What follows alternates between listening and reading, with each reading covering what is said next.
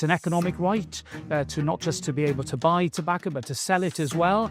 That is clearly referred to in the Belfast Good Friday Agreement. A terrified tobacco runner was forced to tie up his friends and then bind his own feet before Alan-made gangsters. 2 million adults, as of last year, that were using disposables mostly as alternatives to cigarettes. Makes an estimate saying that 29% of them, 750,000, might revert to smoking.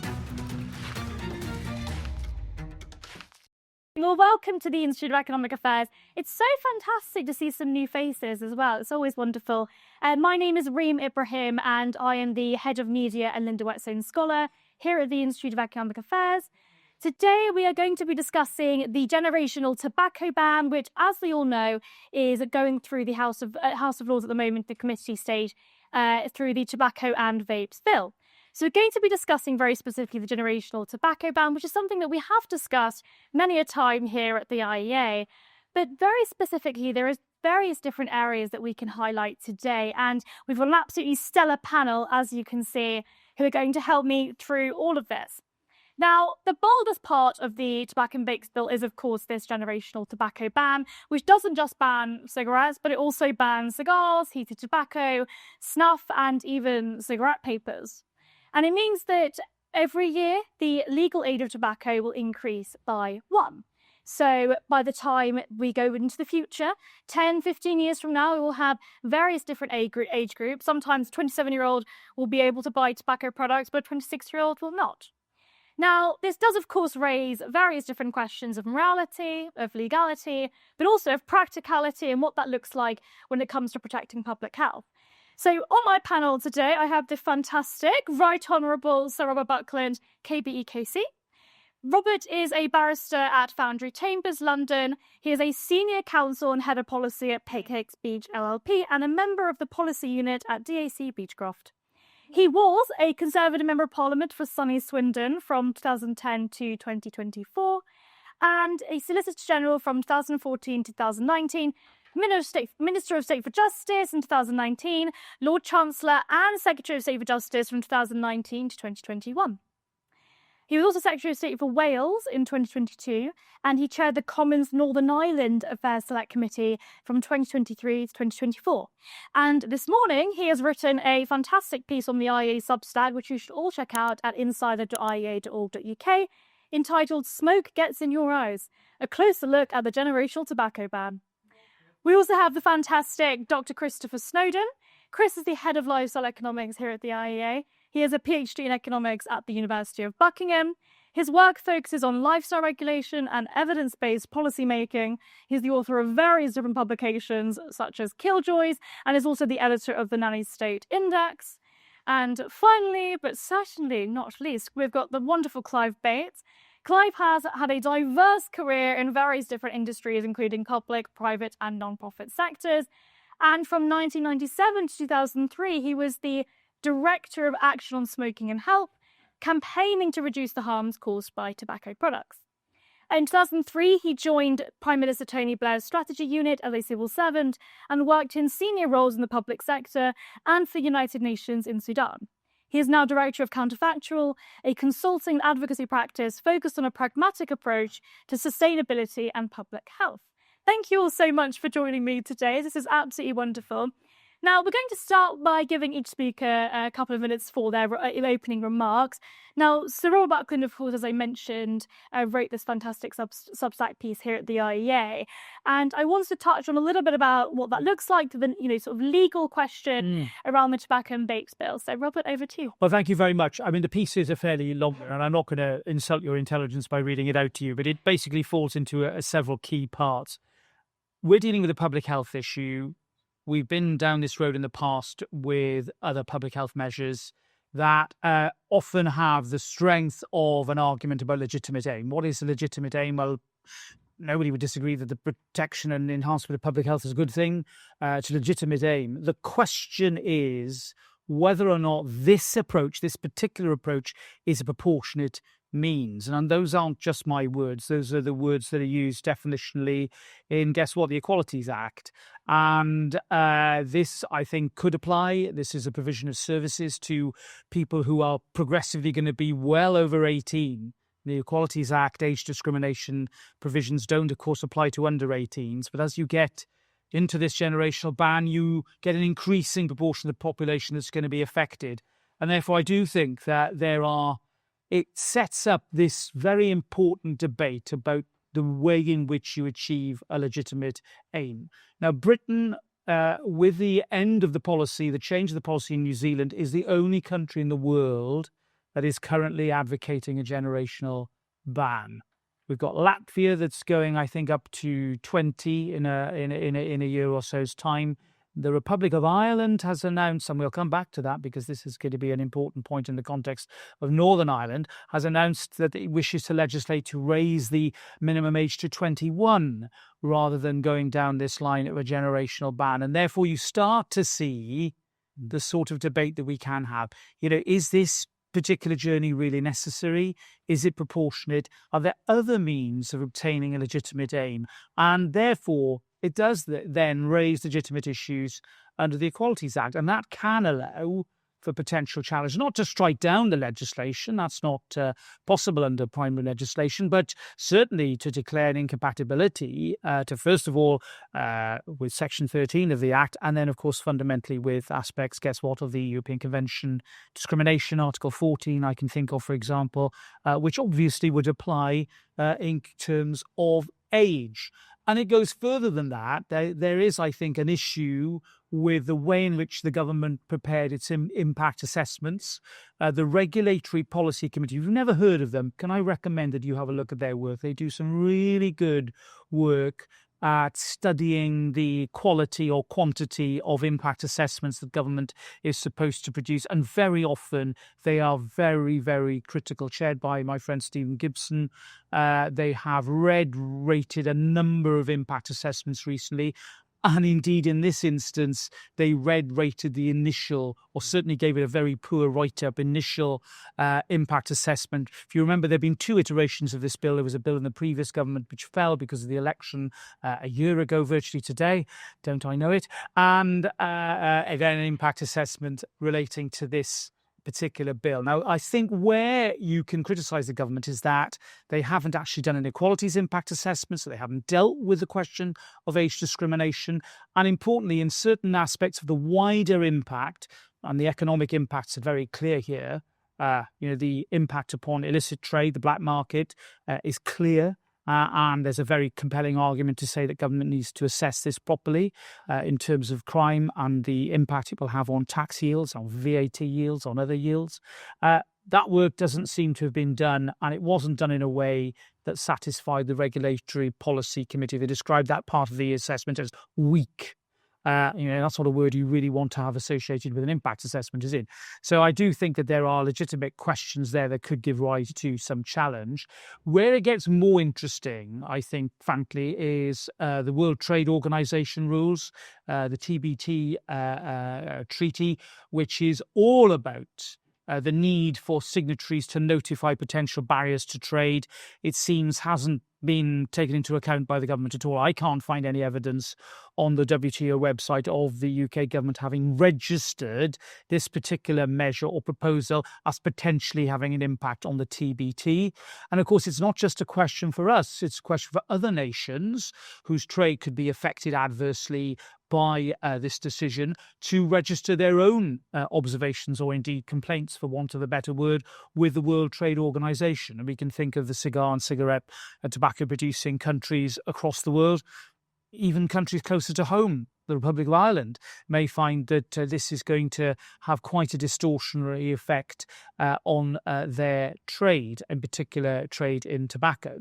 And that brings me on, I think, to the most interesting part of the conundrum, which is the crossover of what would be UK-wide legislation. The Tobacco and Vapes Bill will cover England, Wales, Scotland and Northern Ireland, and the operation of the Northern Ireland Protocol, the Brexit Protocol, as amended by the Windsor Framework. And it does seem to me that anybody having a quick read of the protocol will see that one of the items of retained EU law that is of direct effect in Northern Ireland, I think a lot of us in the room know and have lived through the process of Brexit and know why that is, guess what? The Tobacco Products Directive, which is all about the sale and trade of tobacco products. And here's the thing about the Republic of Ireland. Their health minister in the last government made a statement to the Dáil to say, look, we're not going to do a generational ban. Guess what? Because of the EU tobacco directive, because it cut across, in their view, EU law, and therefore the Republic are going to do a 21 ban. And that leaves us with a bit of a problem, I think, in Northern Ireland, because this isn't just a question of a court potentially declaring a law to be incompatible. The power that the courts have in Northern Ireland is to strike down that law. And don't take my word for it. Look what happened in the Northern Ireland Legacy Act that was passed by the previous government and which faced legal challenge in the case of Dillon back in 2023, late 23. And the Northern Ireland Court of Appeal have struck down those parts of the Act that they regard to be incompatible with not just the Windsor Framework, but the Belfast Good Friday Agreement as well. I'm tracing it all back. You've got a very clear 6-stage test that is set out by the late Chief Justice of Northern Ireland in the Dillon case. These are rights. It's an economic right to not just to be able to buy tobacco, but to sell it as well. That is clearly referred to in the Belfast Good Friday Agreement. It was a right that pre-existed Brexit. It's a right now that's going to be affected by UK legislation, which is incompatible with EU law. And therefore, unless the British government, in the form of, I think, Nick Thomas-Symonds, who's the relevant minister, negotiates with his counterpart Maros Sefcovic in the Joint Committee. Again, a lot of us will remember the Joint Committee and its work through the Brexit years, and it continues to go on, to remove that provision, the EU Tobacco Directive, from the Annex to the Northern Ireland Protocol as amended by the Windsor Framework, then who's to say that a legal challenge won't happen, and who's to say we won't be in a rather embarrassing position in finding that UK legislation is, guess what, not UK-wide. And therefore, I think that before the government get to committee stage in the Lords, which is where we're about to come to, and indeed to report stage in the Lords where all the big votes happen, they really need to get weaving with the Joint Committee, or admit that this can only be of Great Britain application rather than Northern Ireland, rather than UK-wide. And that, I think, sets up a very interesting debate, not just for tonight, but for their lordships to consider. Thank you very much, Robert. I think it's absolutely fascinating. I think the Northern Ireland argument is particularly interesting. I saw, and I wrote this quote down, Lord Dodds, who is the leader of the DUP in the House of Lords. He was talking about the fact that Denmark had considered the generational ban, but was unable to do it because of this EU directive that you mentioned, Robert. But also, I think that the sort of clarification around whether or not this law does apply in Great Britain or indeed in UK-wide is something to consider. And of course, the implications, the legal implications, but also the political and economic implications of having law that applies in some parts of the UK and not in Northern Ireland, I think is definitely one to worry about. Chris. Thank you, Reem, and thank you all for coming. It's great to see such a full house on a hot evening. Thank you. On such a hot night, on such a niche subject. It would be very funny, really, if the Windsor Framework, which most people consider to be one of Sunak's few real achievements, ends up undoing one of his worst ideas, which is the Tobacco and Vapes Bill. The irony would be sensational. I'm obviously not going to comment on the legal side of it because I don't know enough about it. But I would like to talk about the practical implications of this policy, assuming it does come in, and also perhaps briefly on the moral arguments. I want to just read you the first few lines of a news story I saw from Australia last week. A terrified tobacco runner was forced to tie up his friends and then bind his own feet before Alamedine gangsters allegedly began cutting off his big toe in a horrific moment that illustrates how violence is part of doing business in Sydney's gang wars. Court documents obtained by the Herald claim up to 20 violent tobacco and vape thefts, known as RIPs, have fueled the underworld conflict that has led gunmen to open fire on public streets. This is, as I say, a actual news story from a country not so very different to our own in the present day. And it's the kind of thing that we've been told would never actually happen. as a result of overregulation of nicotine products and excessive taxation of tobacco. And yet it is happening. And it's not really being reported in this country, which I find surprising, because stories like that are pretty dramatic, just as normal true crime or human interest stories. But there have been now round about 250 arson attacks on tobacco shops and vape shops in Australia, mostly in Victoria. It is pretty much universally agreed amongst politicians, the media, and everybody else, including even now anti-smoking campaigners, that it is actually a result of excessive taxation. The anti-smoking campaigners say, well, the cat's out of the bag now, and even if you reduce the tobacco tax, you'll never get it down to the level that will compete with the black market. And that perhaps is true. What's happened in Australia, and this is a fairly recent phenomenon, in the last 18 months, 2 years, you didn't see these fire bombings until it came to a tipping point. Things got gradually worse and worse and worse. You made it increasingly difficult for normal people to afford legal tobacco.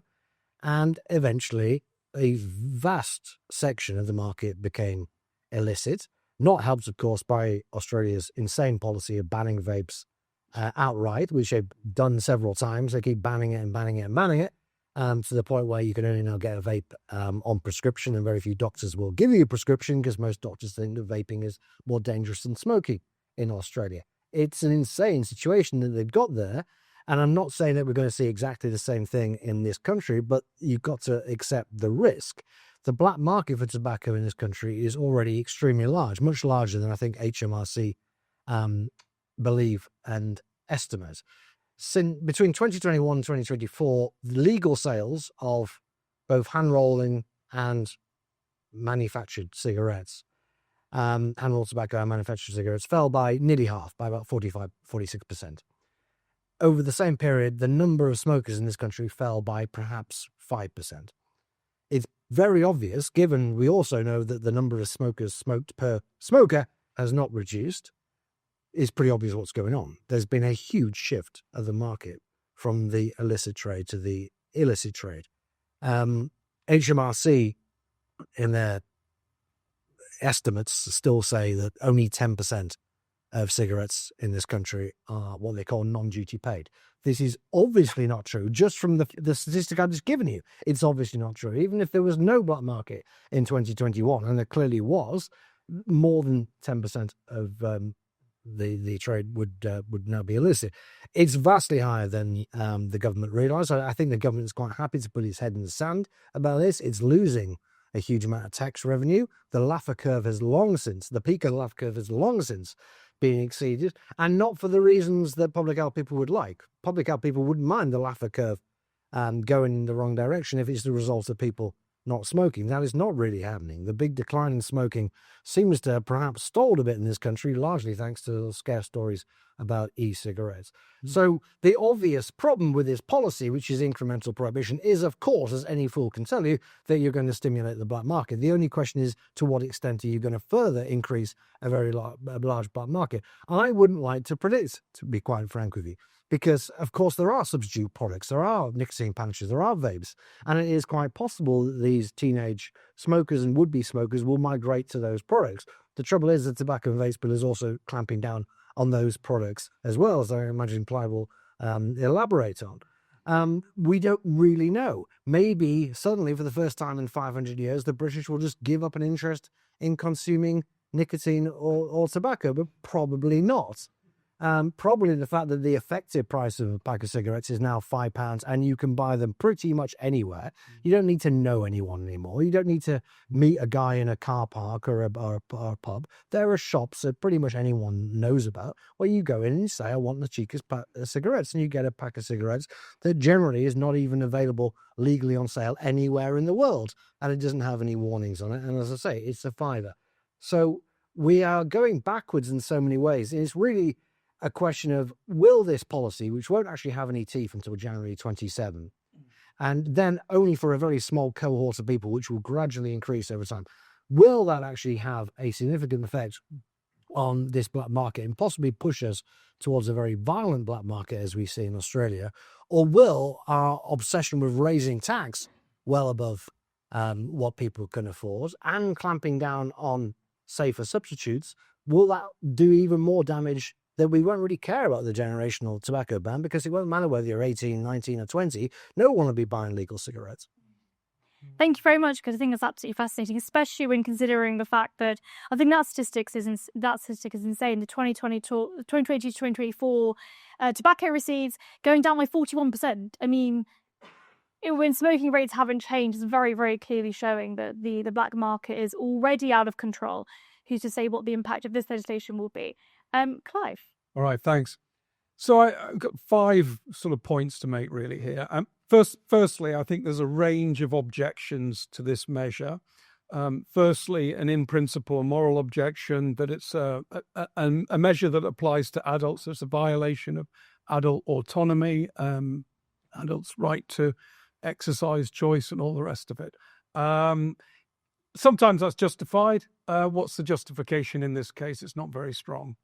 Secondly, a bunch of legal objections, which I think I don't know enough about to know whether they have legs or not, but it doesn't feel like a conventional policy measure to me. Thirdly, as Chris says, market reaction to this. Do you trigger a giant, a giant black market, criminalization, bringing young people into the supply chain, and all the terrible things that happen with black markets? But I want to make a slightly different case, which is that this is an utterly useless public health policy measure.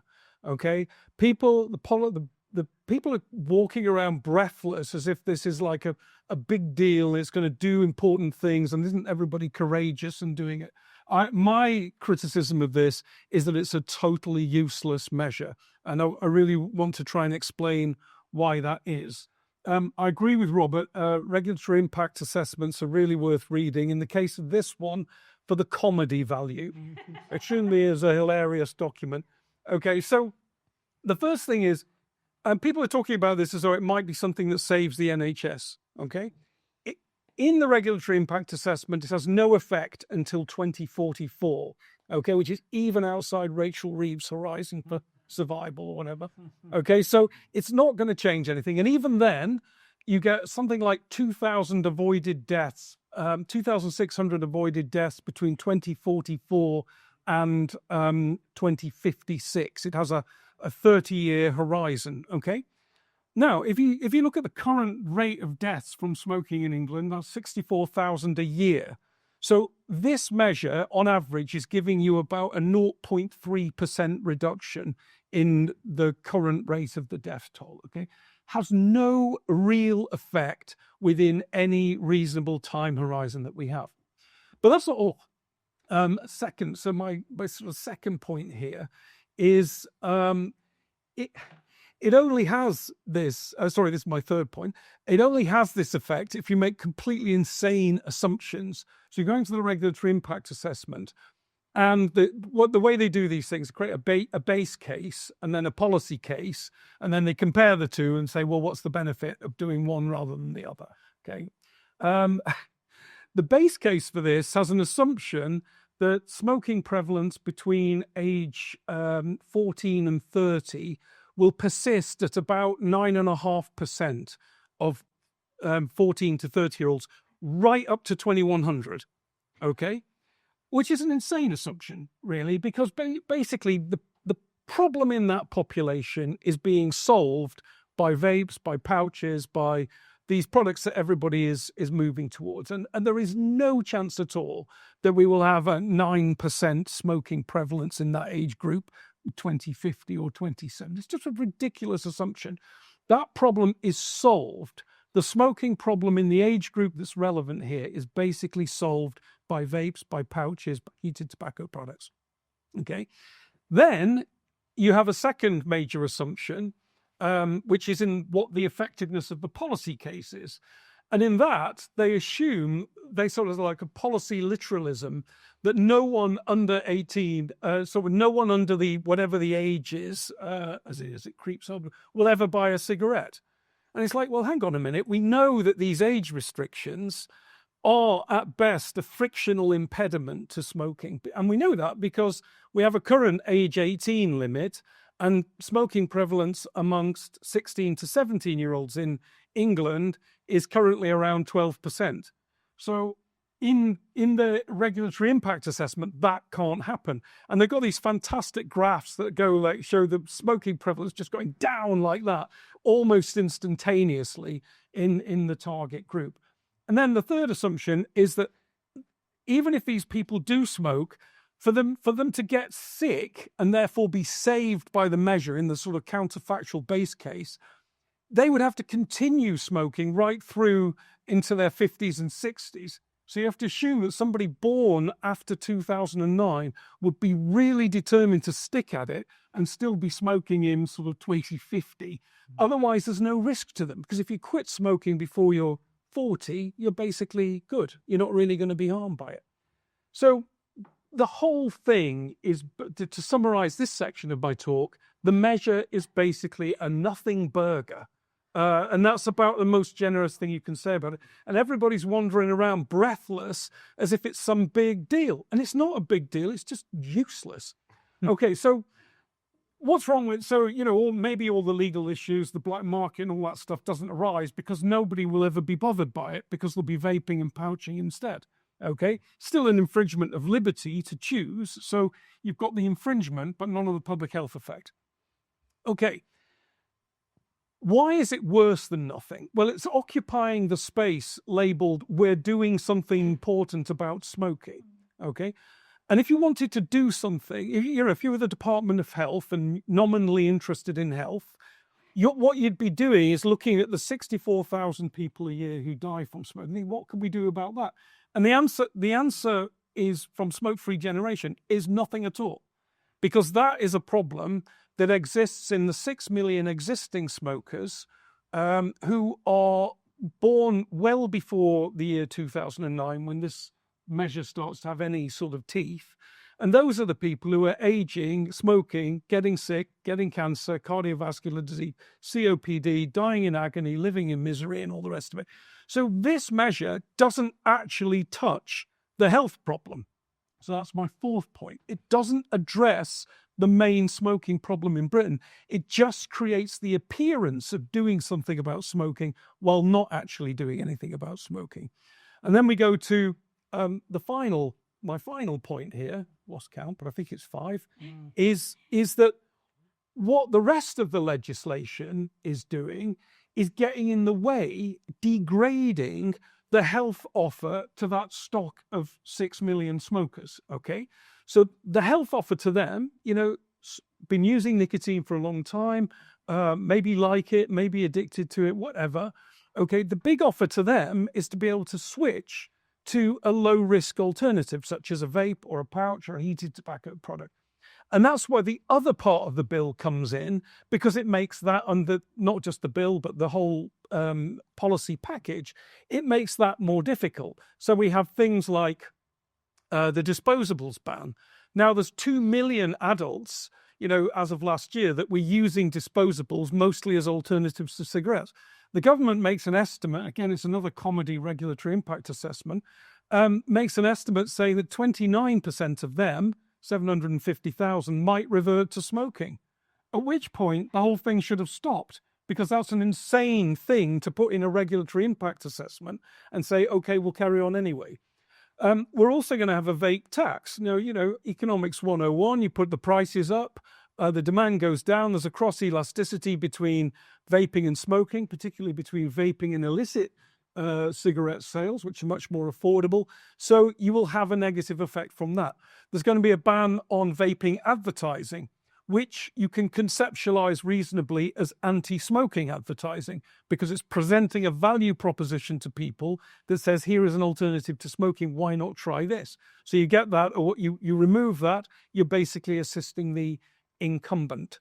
And then there's a whole bunch of stuff that are taking powers to do even more ridiculous things in the future through regulations, such as flavor bans, plain packaging, retail display bans, all of which degrade the proposition of vaping and safer products to people who already have entrenched smoking behaviors and who already form the main at-risk population and are the feedstock for that 64,000 a year. So in summary, I hope it's clear. I call this a backfire.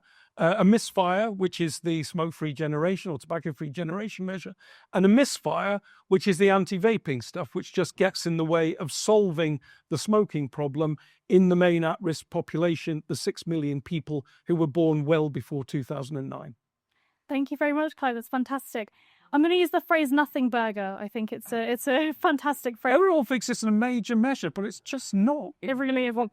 And it actually could have all of these wide-ranging implications, of course, as well. I just want to touch on that point about, effectively tobacco harm reduction. The only country that we are aware of that has achieved what we call smoke-free, is adult smoking population of less than 5%, is Sweden. And they have not done it by doing these kind of silly measures, but they've actually done it by allowing adults to choose safer and healthier products. They wide-rangingly use products like snus and nicotine pouches, and they have actually achieved what we are trying to achieve. But instead of looking around the world to look at examples where they have actually achieved that, they are instead implementing this. And I'm just going to ask a couple of questions, and then we'll go straight to the audience as well. I like to do enough time for you guys. And Robert, the Northern Ireland implication, I think, is particularly interesting. What do you think those implications could look like if we were to have that impact assessment, and if we were to actually see what that could look like? Well, look, I mean, let's just go back to the reason why we ended up with a position with the application of EU law, parts of EU law in Northern Ireland. It was all because of the border. And why? Because of the particularly, not just the politically sensitive nature of the border, but the fact that it is the only land border that we have with the EU. The EU wants to protect their single market and its integrity. And there is, and has historically been, an issue of cross-border illicit trade. We know a lot of it was related to the Troubles, and some of it has continued.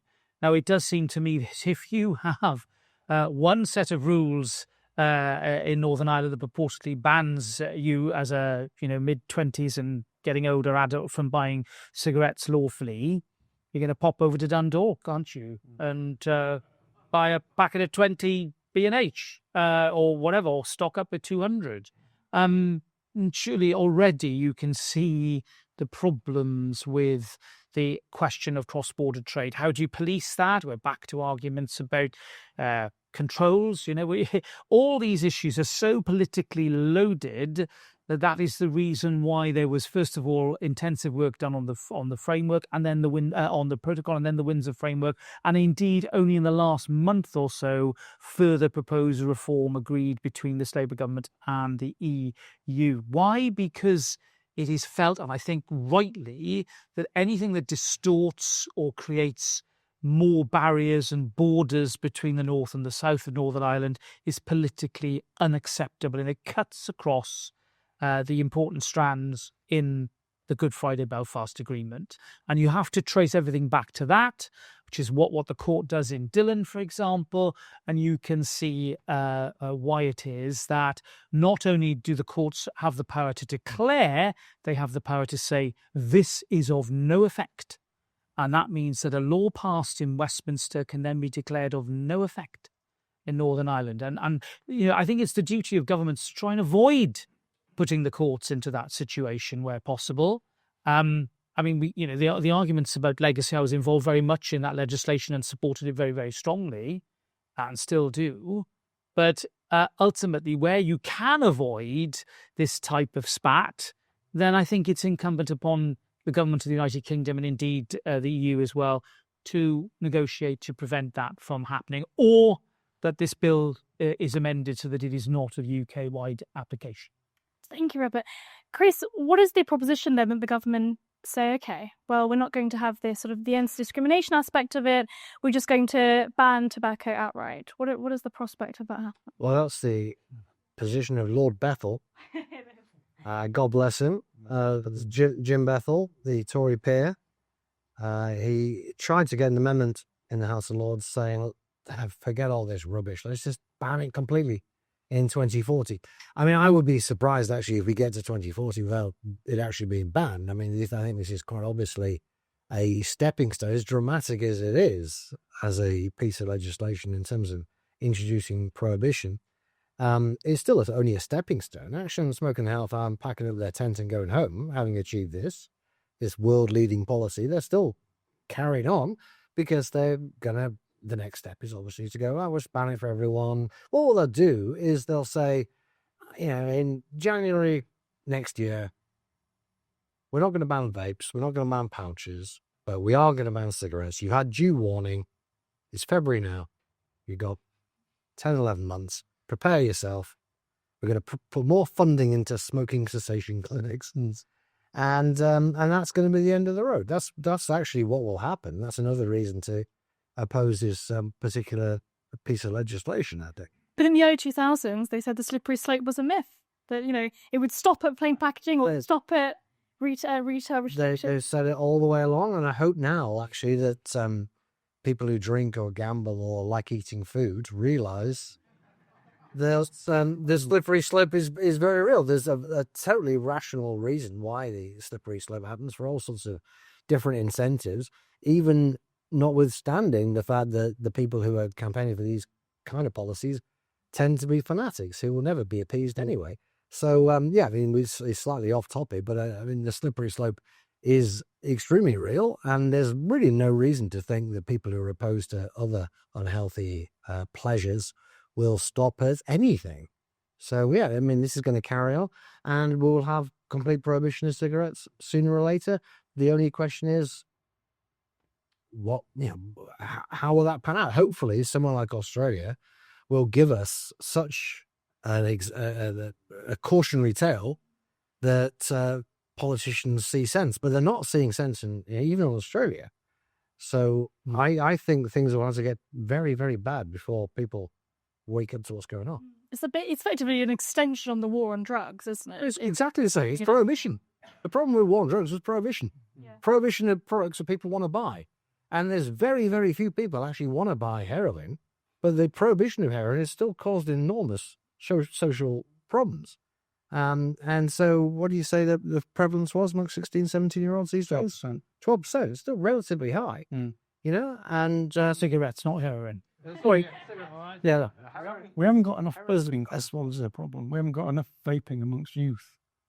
What? Should go up. I don't disagree with you, Clive. I mean, look, I think that the juxtaposition with the drugs argument is really interesting. I mean, I having prosecuted, defended, done lots of drugs cases and sentenced them, I'm yet to be convinced about the so-called decriminalisation arguments. However, you're hearing so-called serious people near to government actively talking potentially about changes to the law. I mean, the Mayor of London said various things that I think are deeply questionable about, in effect, decriminalising and legalising cannabis. Cannabis, you can eat it, but it's mainly smoked. What an irony. If you're 22 rising 25 and you can go into a cannabis shop and smoke cannabis, but you can't buy tobacco. It is a real problem. I should say I wasn't making a pro-heroin legalisation. Because just because some people break the law does not mean that there shouldn't be a law, clearly. I'm fairly ambivalent about legalizing certain drugs, but you must recognize the distinction between something like heroin, which is extremely intoxicating and debilitating, and something like cigarettes, which are very bad for your health.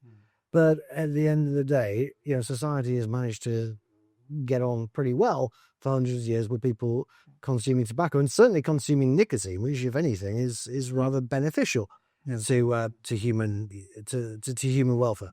Ahmed, I think something a bit more subtle and sophisticated will happen than a prohibition of tobacco or cigarettes, and we've already seen a trial run for it in New Zealand and also in the United States, which is to say, and this is to confuse everyone, who think it's some sort of sophisticated thing, like, well, nicotine's the problem. Why don't we reduce the amount of nicotine in the tobacco? And there's been this measure that's been sort of floated around in the United States now since 1994, and it's yet to come to fruition. It probably never will. But the idea is that you reduce the concentration of nicotine in the tobacco in cigarettes, either through breeding, genetics, or some sort of chemical process. And essentially, the cigarette becomes a nicotine-free or nearly nicotine-free cigarette. And it passes under the heading of regulating addiction or regulating nicotine, which everybody thinks is, well, that sounds like a good idea. Don't want you to ban them, but, do try and make them less addictive. So this mad idea has also sort of captivated people in tobacco control, and it's one of the sort of end game ideas, which is essentially a prohibition of cigarettes, because people consume cigarettes to consume nicotine. That's the sine qua non, and it's a nicotine consumption is the point, and without it, there's no point in having them. So, but that's where it will go next, I think. If it's going to go anywhere, it will be into, well, why don't we regulate the addictiveness of these products by reducing the nicotine content? That was one of the three-legged New Zealand things. And as I say, it's in theory, it's live, but it's actually dead in the United States. So I think that's how it's a harm maximization approach. Essentially, and take out the thing that people enjoy, which isn't because you leave the top, and you leave all the combustion. Yeah. I mean, it's a massive world of nonsense, but it sounds kind of plausible. We are intervening to control the addictiveness of these products so that people will find it easier to give up. And there's the most hilarious company in the world, is 22nd Century. Have a look at their share price, which makes these products, nicotine-free or very low nicotine cigarettes, and its share price has decreased by a factor of 160,000 over the period of peak in the hype cycle in around 2021, when the Biden administration was talking about doing this nicotine rule, and it's now. I think you could probably buy it on your credit card if you wanted to. That's it. Clive, I was going to ask you just before we go to the Q&A. I mean, you are the director of the organisation that has been pushing this, right? That's been pushing a lot of this prohibitionist arguments. And I know Chris has as well been on the airways with a couple of spokespeople from ASH that have been pushing this, and saying that smoking is an addiction, and anything the government can do to try and stop it is there. When did that shift happen, do you think? Away from concepts about tobacco harm reduction. So it wasn't. I mean, they aren't. Under Deborah Arnott, the previous director, they were sort of reasonable friends of tobacco harm reduction, sort of on and off, not enthusiastic, but not sworn enemies. They did quite good stuff internationally to stop some of the more mad things happening. And Deborah moved along the agenda reasonably well with Public Health England and so on. I think what changed it, and they until very recently, they didn't support for example, the smoke-free generation measure that was promoted in New Zealand. So they responded to a consultation saying, no, we don't think that's a good idea. And their position was go for T21, so basically, take what's currently 18 and turn it into 21, which is, it's not a bad idea. I don't think it's not a game changer, but it's a more reasonable, more measured policy, and it keeps you out of the legal quagmire and the moral and ethical issues associated with adults, because you can stretch the definition of an adult to 21 if you want to. So that was their position until I think really the Khan review came along. So they got this guy, Javed Khan, who heard about this measure. The government said, come away and give us some ideas for pimping up our tobacco control program. And he came back with this thing, was the sort of centerpiece of it as a sort of end game. And everybody got very gushy about it. And they couldn't put themselves on the wrong side of that and sort of say, no, we oppose this radical measure. So they basically fell in behind it. And then Sunak took it up. And then Wes Streeting sort of, took it on steroids, decided that he was going to do it even better and even bigger. So they've all been sort of swept along with this. And that also includes, it's not just them, it also includes, cancer charities and other organizations that were sort of nominally sane on tobacco harm reduction until the sort of early 2020s. And then they just lost their minds over this measure with a huge sort of surge of groupthink, I think, that is sort of propelling it forward, projecting it into Parliament as if, the briefings coming from ASH, Cancer Research UK and so on, ridiculous.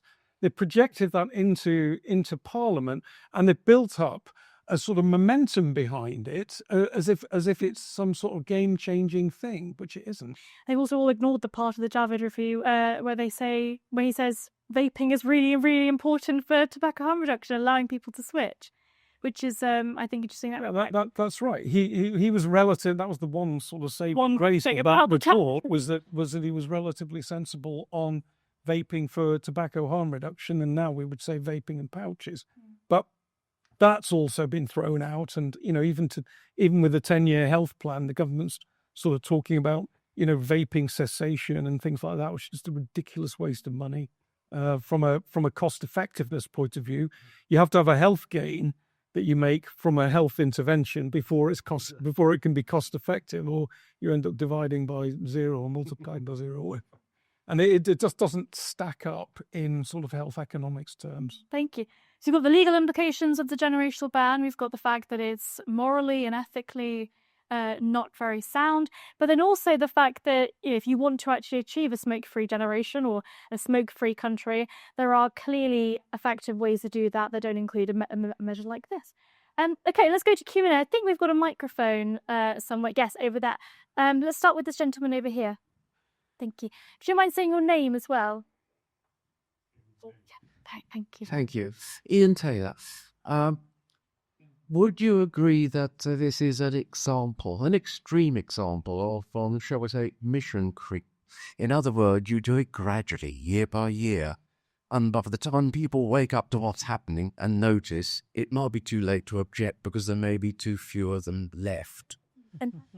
Thank you. I'll do a couple of questions at a time. Just, yes, over here and then the gentleman at the front. David Bertram, there's one for Clive, really. Would it be too cynical to suggest that the reason ASH UK opposed the New Zealand GSB and wouldn't oppose the UK GSB is that they don't get money from the New Zealand government and they do get it from the UK government? And that the reason the health ministers like it is that they want to jet off to Geneva and get an award from the WHO. Well, Let me take one more and then we'll go to the panel. Yes. So it's rootless director of the Tobacco Manufacturers Association. Interested in the point that Robert made earlier about the fact that if this is going to be applicable UK-wide, it would take Nick Thomas-Sims to persuade, obviously, the EU-UK Joint Committee to open up the Windsor Framework Agreement. How would you assess his prospects of doing that? I mean, tough enough to put it together? Yeah, interesting. he's really good. Really good. Thank you. Okay, let's start with that recent question for Robert, and then we'll Okay. move on. Very difficult. I think we have to put it in that column because there's only so much appetite that you have to constantly revisit an issue that has been like picking and unpicking a wound for the last 5 years.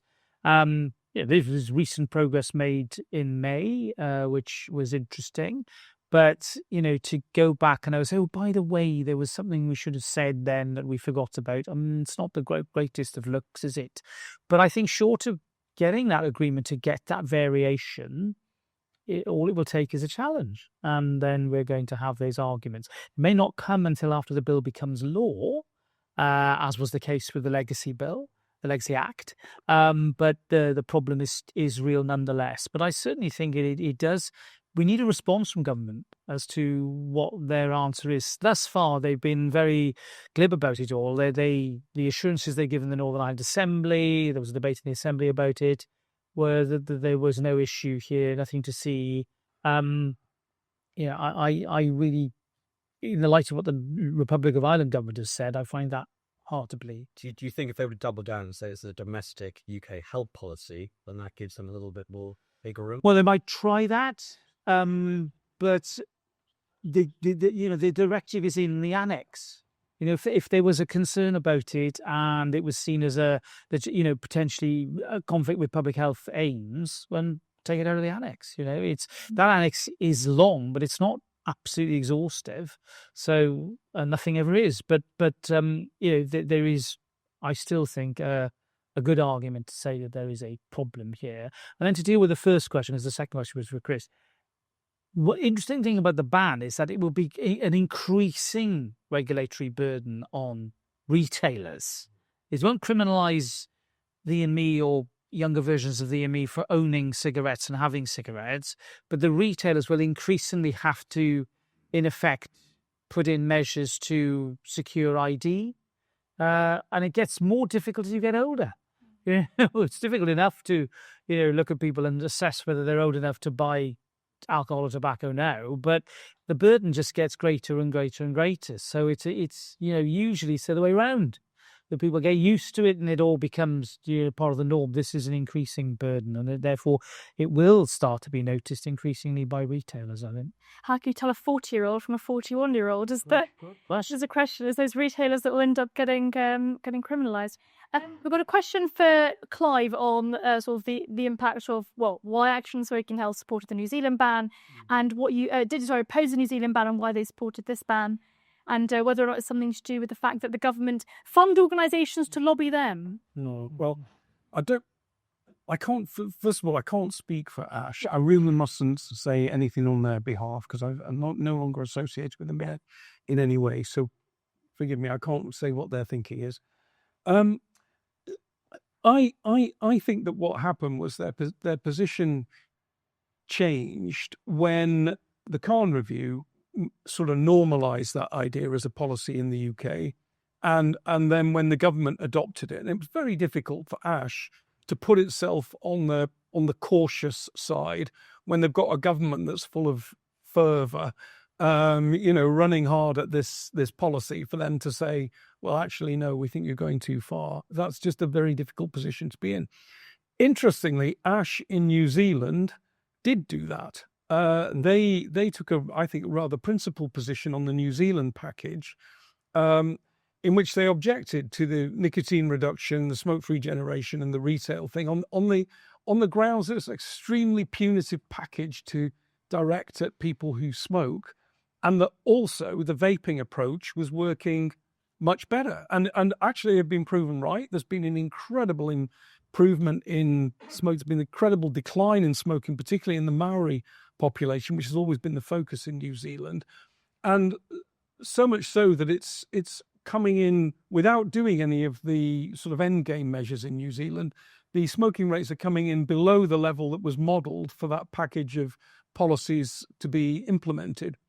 So they took a stance that and I agree with this really strongly, that you should try and deal with smoking through consent rather than coercion. And there's a big emphasis from them that if you go down the harm reduction, the vaping sort of route of pouches, you're doing it through consent because you're encouraging people, not forcing them, to take on these lower risk products because they like them and choose them and they're informed about them. And I think that's a better way of doing public health. It's more like being an enabler than an enforcer. And actually, in the future, if I was going to try and spec out the future of tobacco control, I'd say, well, go easy on the control side of it, because that wouldn't work, because you're going to have, giant black markets, and the markets are much more fluid than they were when all these ideas were dreamt up in the 1990s or before. Go much more on enabling people to make the decisions they want to make, to be as safe as they choose to be, to follow whatever pathways they want, and then put some guardrails around that. And that's actually your job done, because most of the end of smoking will work through market forces, the interaction of consumers, innovators, in a, lightly regulated marketplace. That's how the problem will be solved. And I think they're onto that. I don't think ASH is, but then further in initially the Tories and then Labour has been driving it along, driven initially by the Khan Review. And I have to say, I think the politics of this have been disastrous. I'm amazed that the Conservatives let it get as far as it did under Sunak. I'm amazed that Labour MPs have not got a better sense of, who the at-risk population is in these poor towns in the north and southwest and so on. Why they're not thinking about this as their core constituency, instead of the sort of fancy metropolitan elite, which are leading them astray, in my view. End of political sauna. Again, Chris, you want to answer the emission creep question? Well, I kind of did before. I totally agree with you, sir. Obviously, emission creep is absolutely a thing, and slippery slope is actually a thing. I'd just like to add to what Clive's saying about ASH. 2 years ago, they were completely against disposable vape bans. They said the risk of banning them was too great. They could see the arguments, both sides, but on balance, the risk of banning something that 2 million smokers, or ex-smokers, are using to stop them smoking was too great. And then the government said, actually, we want to ban disposable vapes. Said, action, all in favour of disposable vapes. Let's get them banned. They were, as Clive says, ambivalent about the Tobacco and Vapes Bill, or the generation of tobacco ban, I should say. And until Rishi Sunak says, I want to do this. And then now they're fanatically in favour of it. Is this an independent charity? Or is this just what I've said all along, a sock puppet lobby group? You know, the IEA gets a lot of grief on Twitter because we take some donations from tobacco companies, a far smaller proportion of our income than the government gives Action on Smoking and Health. But ASH never shut up about these supposed conflicts of interest. And yet we were firmly against the disposable vape ban, despite a lot of tobacco companies being very in favour of it. We're completely against e-cigarette flavour bans, despite a significant proportion of the tobacco industry being in favour of those kind of things, because we've got principles, and we're a free market think tank. If people want to donate money to a free market think tank, they can do, but we're not going to do whatever our donors say. And that's the opposite of ASH. As I've said for many, many years, taxpayers' money should not be given to lobby groups, whatever they're lobbying for. It's just immoral. I don't think they actually care. They still get about 150,000. Oh, do they? Yeah. No, more than I do then. But I don't think it's actually that's driving it. I think There's a coincidence. well, yeah, but I think it's more that a sort of groupthink develops in that world, and there's a sort of a lot of peer-to-peer sort of excitement builds up about these things, and then it's very difficult to stand apart from it. I mean, ASH in New Zealand took a principled position. They did. Yeah. And oh my word, they've been absolutely iced. They have been ostracized. They've been criticized. They've had been cut off from all the groups and everything. So they pay. Have they been defunded by the government? I'm not sure. I don't know what their funding situation is. I mean, the government's changed to be more aligned with Montreal, of course. Maybe ASH in the UK saw what happened to ASH in New Zealand, but we don't want to be like that. But that's quite a thing in that world. There are enforcers around. There are people that will accuse you of being in the pay of big tobacco, or try and get you to lose your money, whatever. So there is it's a. I'm not trying to be sympathetic to them here, because their job is to do the right thing for public health. That's what their charitable objectives are. But I think it's more than just to follow the money. It's much more about their identity and what they see as their place in the world. And by they, I mean, like, not just ASH, but a lot of the groups that do that, and also the academics as well. Thank you. Let's do one more round of questions before we finish up. Oh, we've got quite a few. Okay. All right, let's come right here to the front. Do you mind saying your name as well? Thank you. My name is Anna. Thank you for the wonderful panel discussion. I was just wondering that, do you believe that the timing for such a change is particularly poor, as the country is already struggling economically, and as mentioned, the bill cuts off further funding streams, that is to say taxes? And if so, why do you believe that the government is still working so actively on it? Because, well, while I don't want to be a pessimist, but it simply is quite a rare occurrence that the people's well-being indeed matters more than economic prosperity when it comes to such decisions, although these two matters are naturally intertwined. Thank you. Thank you. Let's do there's so many questions. Let's do Mike and Leon. Yeah, we'll take them all. We might as well. Songs are not in the shorts. Good evening, Mike from the Consumer Choice Centre. Sir Robert, on the Tobacco and Vapes Bill in itself, there's been a creeping ministerial power sort of directive from all the powers that this bill has given to ministers at an unprecedented rate, might I say, beyond the other tobacco legislation. So can you expand more about the extent to which ministers will get powers as a result of this bill, and the consequences to Parliament in terms of parliamentary scrutiny on that, and not being able to hold the executive account on such momentous decisions? And Chris, on lifestyle and social change, I personally think that, people back in the days used to meet their lovers by sharing a cigarette or, whatever. So to what extent do you think this is going to cause a social change as well as, being economic and legal, as we discussed? Young people won't get laid anymore. Right. Kenji, what is that? What's the alcohol? Yeah, we'll do that whole round. Thank you, and thank you so much for the wonderful panel so far. I have a question primarily for Robert. Do you think there's going to be a challenge in Britain under the ECHR or the HRA? And sort of, if these documents mean anything, surely they should protect the rights of sort of minority against the democratic majority who just want to privately enjoy a cigarette in their own garden. Thank you. Fantastic. And let's do that row. Yeah. Yeah, thank you very much for the panel discussion. And my questions might mainly directed towards Clive, but obviously Chris and Sir Robert, you're more than welcome to answer as well. I believe in 2009 the United States banned all clove cigarettes and other flavored cigarettes. Do you think your arguments against the general tobacco ban also applies to those as well? Because, well, mainly the reason behind them banning those was to prevent youth from getting into smoking through the flavored cigarettes. So I just want to hear your opinion on that. Thank you. Kids loves clove cigarette. Okay, let's answer those, and then we will do another round. We are going over time, but you're also fantastic. Sorry, we'll come back. We'll come back. Don't worry. Okay, Robert, do you want to answer the question about the challenges under the ECHR? I think that's particularly interesting. Yeah. I think you've always got to remember this is a public health measure, and there have been previous arguments about compatibility that have often been trumped by public health considerations.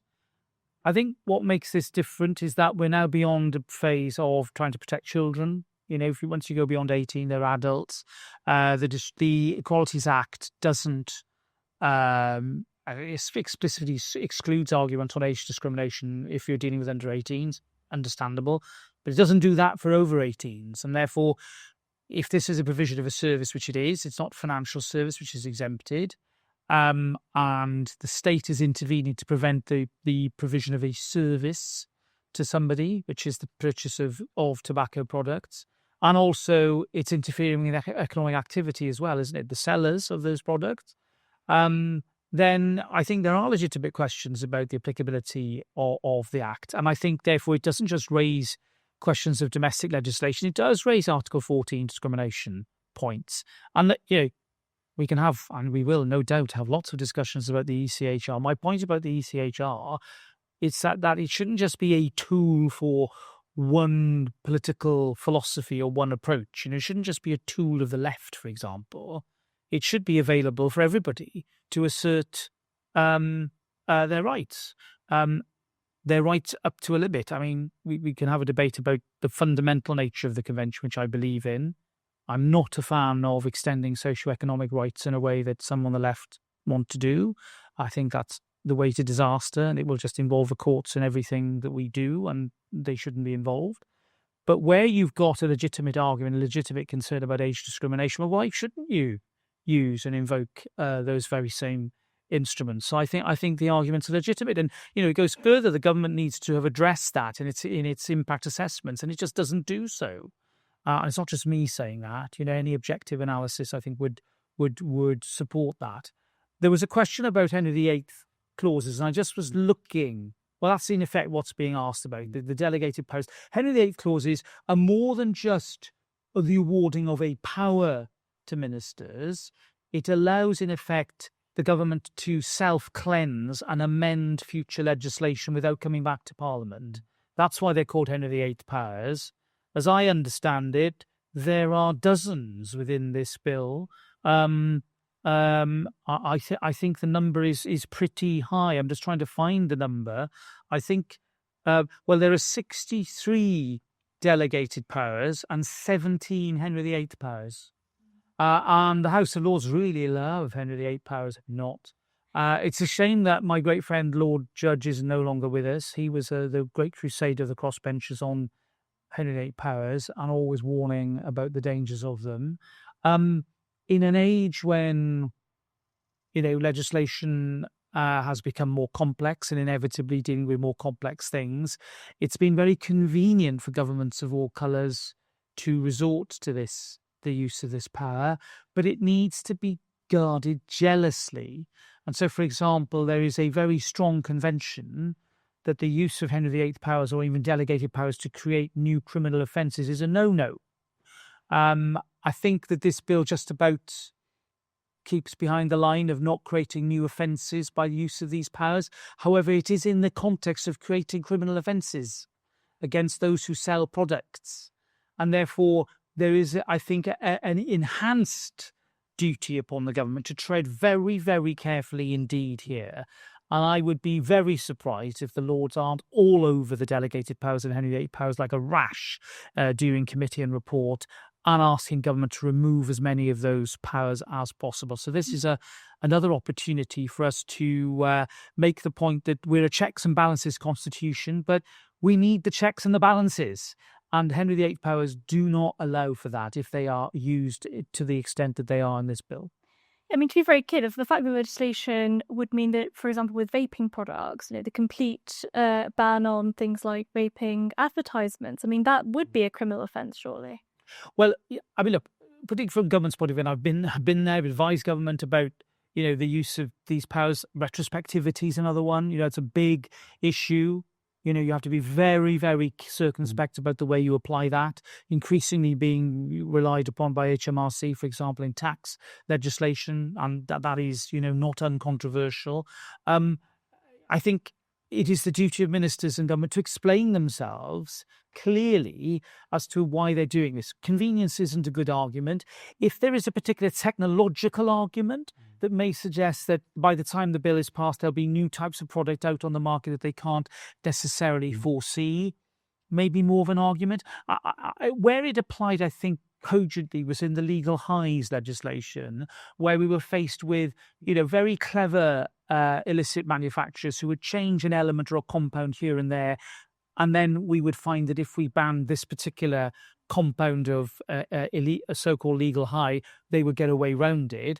We decided in that particular legislation to allow for flexibility because of the agility of the illicit market. I thought that was a realistic response of legislation to a real problem.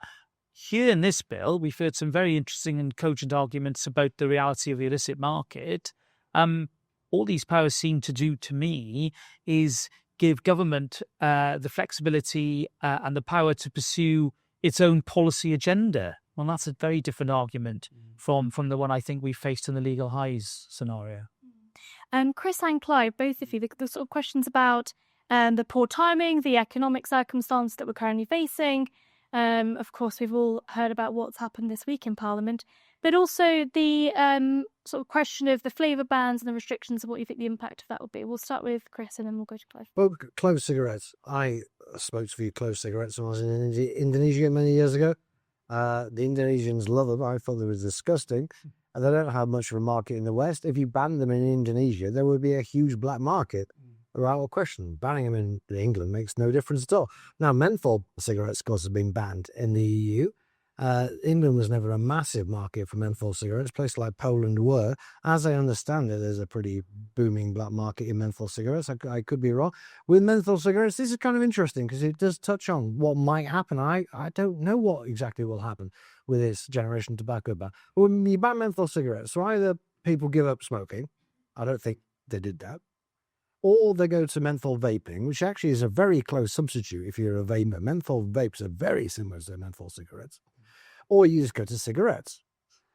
So there is a potential so-called public health gain there. I don't want to make my argument too much about the disastrous consequences of prohibition. I do want to make some kind of moral argument as well here, which is if you want to, as an adult, smoke clove cigarettes or menthol cigarettes or any kind of cigarettes, you should be allowed to do so. And the idea... The idea that as a groom at your wedding, or at the age of 30, you can't go and buy yourself a cigar, or indeed a cigarette, but a cigar, or on New Year's Eve, you can't, as a grown man or woman, go and buy yourself a cigar, I think is morally reprehensible. And the logic we're given for this ban, which is, in New Zealand, it was just cigarettes because they're so, a unique product. They're so addictive. In the UK, we've extended to cigarette papers and to pipes, not pipe tobacco, just pipes. Anything that can encase tobacco, as well as cigars and snuff, because we all know how popular snuff is with teenagers down the high schools. They're just doing everything they can. And the argument is, well, it's because it's addictive. And you hear people like, you'd heard people like Andrea Leadsom and Chris Whitty and Wes Streeting say, well, it's exceptionally addictive. And all the libertarians who say this about freedom, well, it's a different kind of freedom. The freedom we're talking about is freedom not to be addicted to cigarettes. Look, I'm using nicotine pouch now, been vaping during this. I'm highly addicted to nicotine, make no bones about it. I've had no problem all my life being addicted to nicotine. The only problem I've ever had is the anti-smoking people when I was a smoker. Nicotine is fine on its own. It's absolutely fine. And there are now so many alternatives to cigarettes that if you're addicted to nicotine, there's nothing stopping you switching to a safer form of nicotine. And I'd strongly advise you to do that at some point in your life. But if you don't, it's really none of my business. It's really none of the government's business. 70% of all the people in England who have ever smoked are now non-smokers. So it's clearly not that addictive. The idea that there's some higher form of freedom, which basically just only involves whether you smoke or not, which ignores the conventional view of freedom, which is to do what you like and to buy what you like and consume what you like, is incredibly disingenuous. Clive, do you want to answer some of those questions? We've got. I'll have a quick go. Is Anna at the front, was it? Yes. Yeah. I'm going to give an answer, and hopefully it's to the question you asked. But I think what's the appeal of this type of legislation when there's so much kind of shitstorm in the air? And I think it's actually made for the moment, really. It's performative. It doesn't require really any money. You're using powers to stop people doing things. The costs are fairly small. You can have an offsetting tax. There's huge amounts of media salience. So, the ministers can get in front of the TV cameras and they can play this role in which they feel potent, like they're doing something. Like, look, here am I. I'm getting a grip on this thing. I've got this bill. I can cast myself as a heroic actor in the protection of young people against this predatory industry. And look at me. Now, and if you're like buzz streeting and you've got to worry about the NHS and everyone else has got putting, submissions to you about, computerizing the patient record and how many hospital roofs are about to collapse and all of this sort of thing. It's like, oh God, just give me something that I can do that makes me look cool when I go on the telly. And I think that is basically driving a lot of this. And it's, if you're in that world, you're like, I just wanted something that I can call a success and call my own. And I don't want to be in this quagmire of, junior doctors demanding, 65% pay rises or whatever it is they're after now. And that, I think, is why this sort of stuff, it gets so much attention, because it's just not easy to do, but it's easier to do. It gives the ministers something to do, doesn't cost money, uses powers, plays into some public concerns which they can beef up and portrays them in a heroic light in a battle against the predators. It'll achieve very little. It will probably do more harm than good, but that's not actually what's driving this along. It's a bit of a public choice argument there, that actually the politicians themselves are also self-interested in that way and they want to make themselves look good. And I did promise another round of questions. I do want to do another round of questions. I know that we're very warm in here and there's a lot of people that want to go out and drink. But let's do one more round because I know we had a lot of questions. So I'll take all of them. Let's take this one over here. Yeah. Wait, the microphone, sorry. Right, my name's John Dawson. Now you said you're all intellectuals, but listen, the health of the nation is much more important than money. Talking about HMRC and I think to nip things in the bud is a good thing. So if they increase the age at which people can start smoking or buying cigarettes, that is a good thing. Nip it in the bud, because these folk, if they start smoking at any age, 18, 19, 20, they will carry on smoking to their 40, 60, 70. And they will, many of them, get cancer, and it will be a big problem for the NHS. I know what you're saying, but I still think that decision should go ahead. But anyway, you want to stop the bill going through Parliament, so I want to know, how are you going to persuade all these hundreds of Labour MPs and other MPs to vote against the government? Because they think the people in Parliament have to sum up for another humiliating defeat for the government after what we've experienced this week. Right, yeah, nice. To be clear, we're an educational charity and don't encourage members of Parliament either way, but we discuss the ideas. Anna's come to the front. How are you going to stop it? How are you going to persuade them? We've got the point. I will when I get the... Hi, Richard Cleary from Imperial Brands. I think question more for Sir Robert. from your experience in government, I've seen the bill make quite a bit of progress through the Commons, and it got to the Lords' second reading back in April, but it seems to have sort of delayed a bit. And I wonder your views on that. Is that purely a practical sort of timetabling question, or do you think they might be wrangling with the legal issues that you've set out very eloquently earlier on? Thank you. Stick through the other questions. Yeah, just here at the back. Thank you. My name is Connor Smith. I think it's been a great event so far this evening. I've got two questions, frankly. One for Chris on the sort of ethical side. I'm going to slightly play devil's advocate and suggest that disposable vapes are a different proposition to other conventional forms of tobacco on the lines of the harm principle, in the sense that disposable vapes have harm to the environment via lithium-ion batteries and plastic buildup, and that therefore, by consuming those, you are inducing harm to other people. So I'd be eager to hear your thoughts on that, Chris.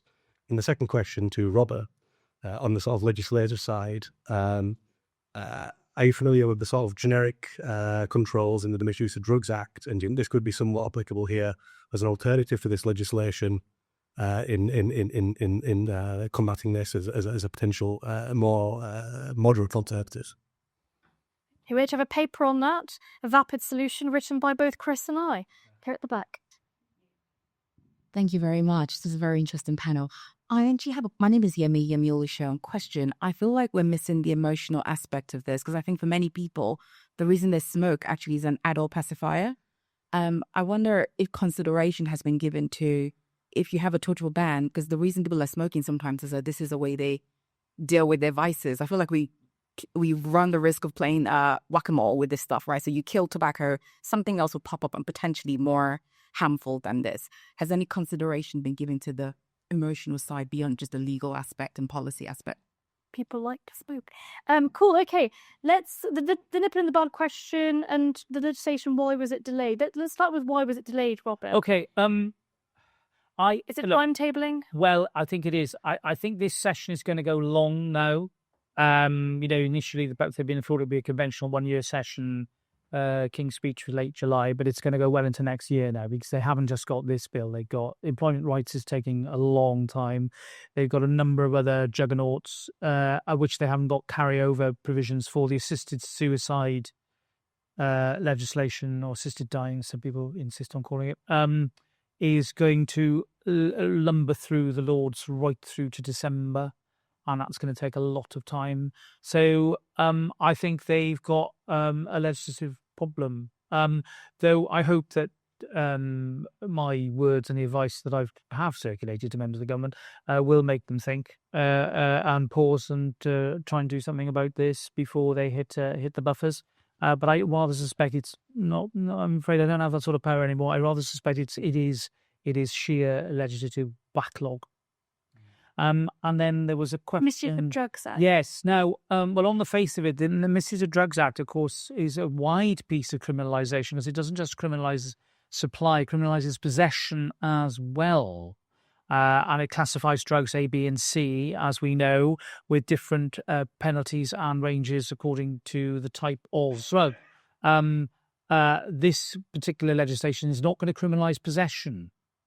So you'll be able to, if you're found having a cigarette in your hand and you're underage, the ripe old age of 50, you won't be prosecuted for that, but the person who supplied it to you could well be prosecuted. So it's I don't know what it's akin to, really. I was about to say offensive weapons, but because the possession of a knife is not a criminal offence unless it's adapted or used as an offensive weapon. The sale of it, of course, is more criminalised.